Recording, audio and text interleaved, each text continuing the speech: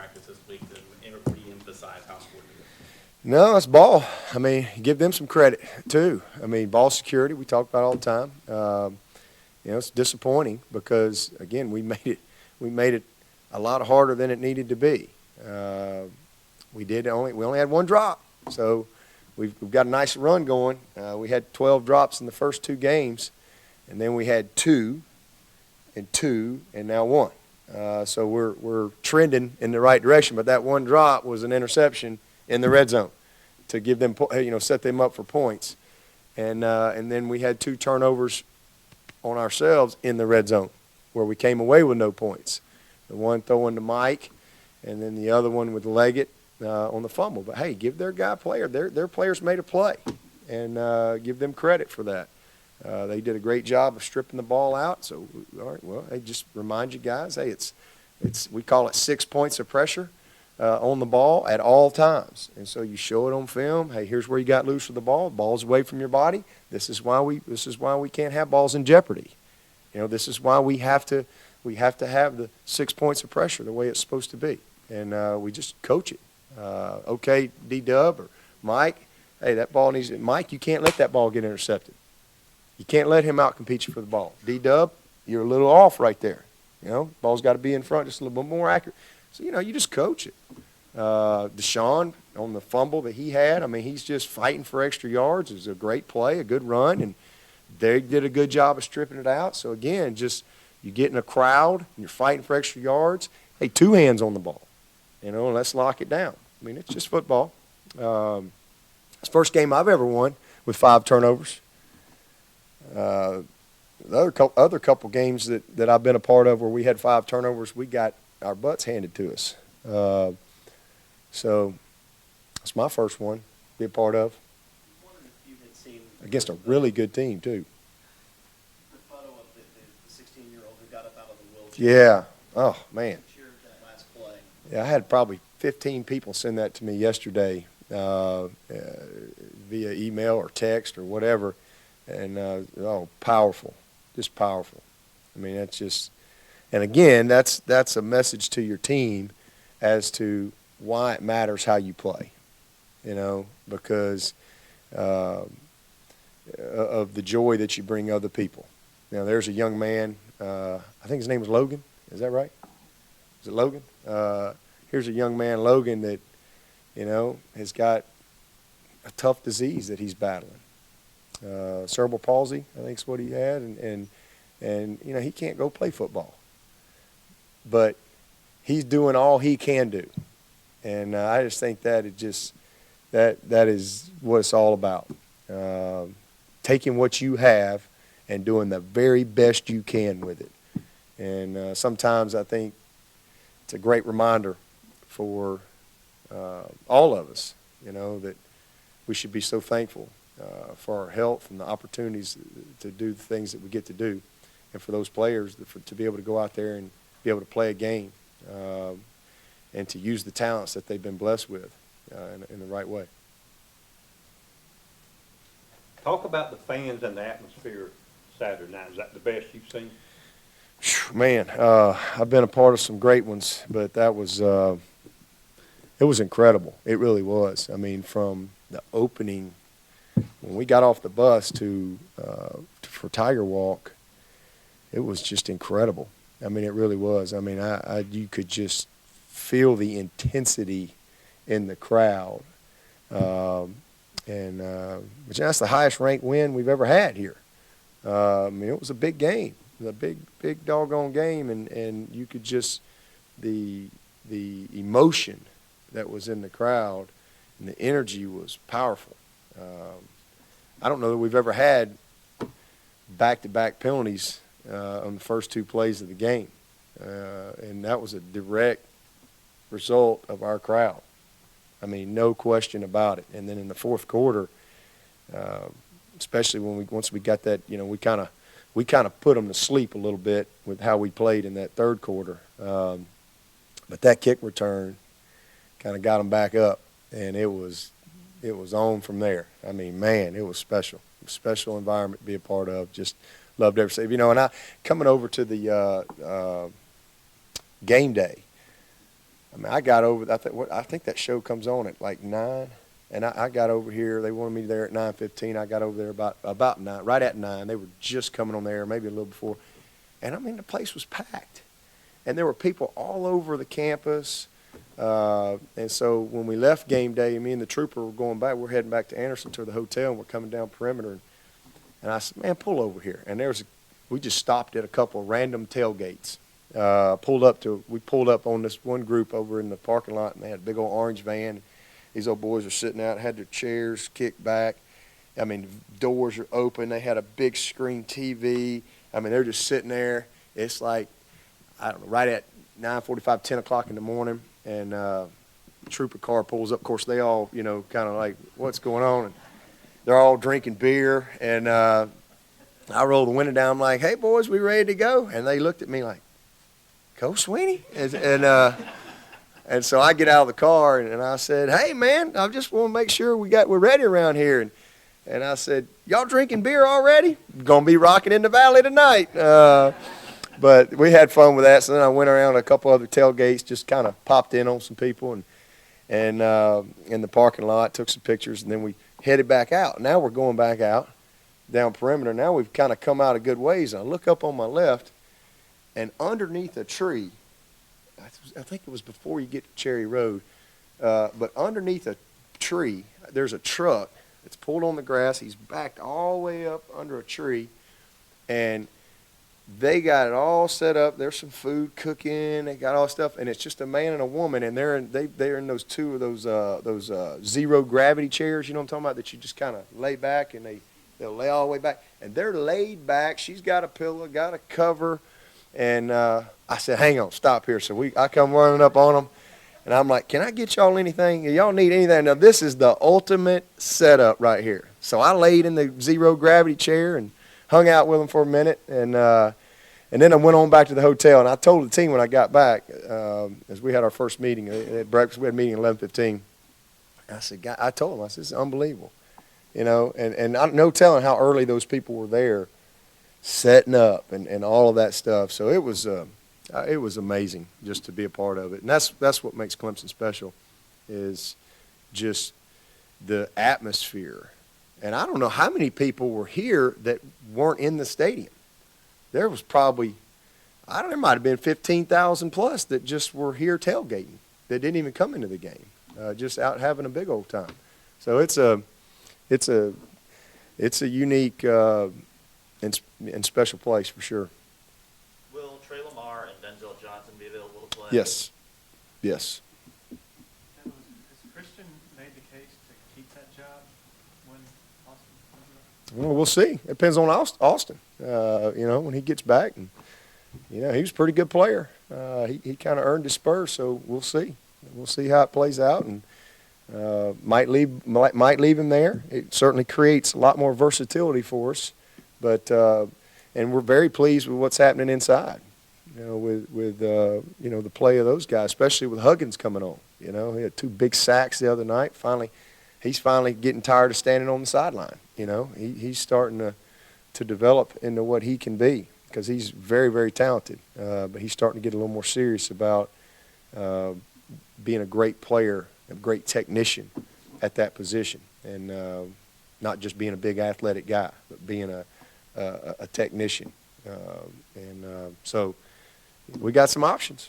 We'll see. Once Austin returns, if you're healthy and effective, both inside and outside, would you prefer to just have? I know you and Brown talked about the versatility of Christian being able to play both. Would you just like to have him be at one spot, or you just take it? I just like the fact that we've got that versatility. Just like we have at receiver. We were able to take, Renfro's out. We were able to take Artavis. You move in and play the 5-man. Ray's playing the 2-man. Let's play. And it's good when you have that type of versatility. You might have a D tackle that rolls an ankle or something, and we need to move him back in there. It just depends. I think Richard Yeargin's getting better. Register's playing well. They're all getting better. It's nice when you got a guy like that you can plug in where you need him. But if he's still the best defensive end, then that's where he'll stay. But that's kind of up to those other guys, and we'll see once Austin is back in the flow of things, how it plays out. The ball distribution to the wide receiver group was probably the best it's been all season this past game. Can you talk about that and also the emergence of Deion Kane Saturday and what brought that on? Really nothing has changed other than the fact that we're catching the ball a lot better. Again, we wouldn't even be having these discussions that we had the first few weeks if we had caught the ball. We didn't have 8 drops last year until 5 games into the season, and 4 of them were in the Notre Dame game. And now we've had 17 drops, counting the one Saturday, in 5 games. And so, but 12 of them were in the first 2 games. So that really disrupted the rhythm, and a lot of touchdowns. I mean, I think we've had 6 touchdowns dropped. So those are things that magnify,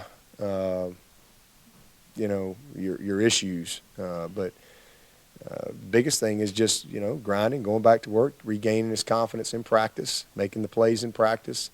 And he's been kind of trending. He had the one play at Georgia Tech, he should have had there in the end zone on the little comeback in the end zone. We were disappointed in that, but he's just been working hard, and it's just that simple. I mean, it's just a matter of time for him. He's too talented of a player, and so we've worked really, really hard to try to create the confidence in practice, and it's good to see him.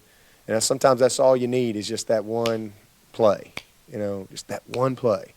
And same thing with Travion Thompson. He's kind of gotten his confidence back. He struggled the first game and lost his confidence a little bit. Now you see him make that play the other night. I think it was second. We're fixing to be 3rd and 10.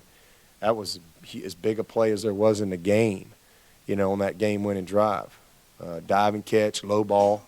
Really the same play he didn't make against Auburn. Over on the sideline on a 3rd down, we ended up having to punt. Should have made that play. Bail your quarterback out. The quarterback's scrambling. He's fighting for you. You got to bail your quarterback out right there and make a play. And now he's kind of hitting his stride. And so sometimes it just takes making a play here or there, and I think that's kind of the case with Deion. He's just made a couple plays, and next thing you know, your confidence is back where it needs to be, and you start playing fast again. And he's a weapon. He's a great player, and he's a guy we're going to need to make those type of plays the rest of the year. All those guys, as we get in the flow of the offense and they're playing with the type of rhythm that we like to play with, they're all going to touch the ball. Same thing with Leggett. Y'all were asking me what happened to Leggett. Well, the first couple of games, we targeted him, just didn't work out that way. And when you play without the ball, and there's a lot that has to go right for you to get the ball. The protection, the right read, the right coverage, the right type of throw.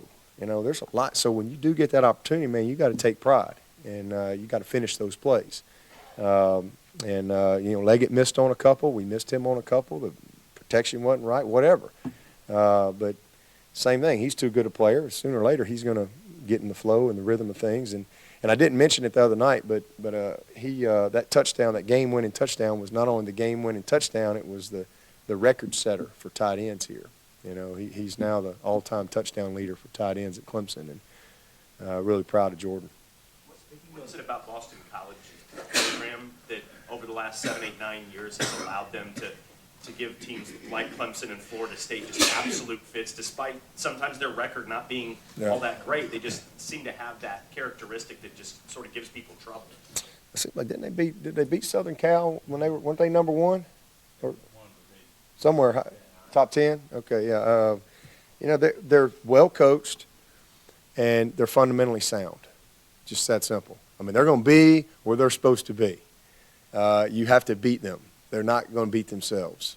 That's something that's not a characteristic that you'll see very often from a Boston College team. They're going to be very disciplined. They're going to always play with great effort and toughness, and those are attributes that if you got on a football team and you know what you're doing, you always got a chance.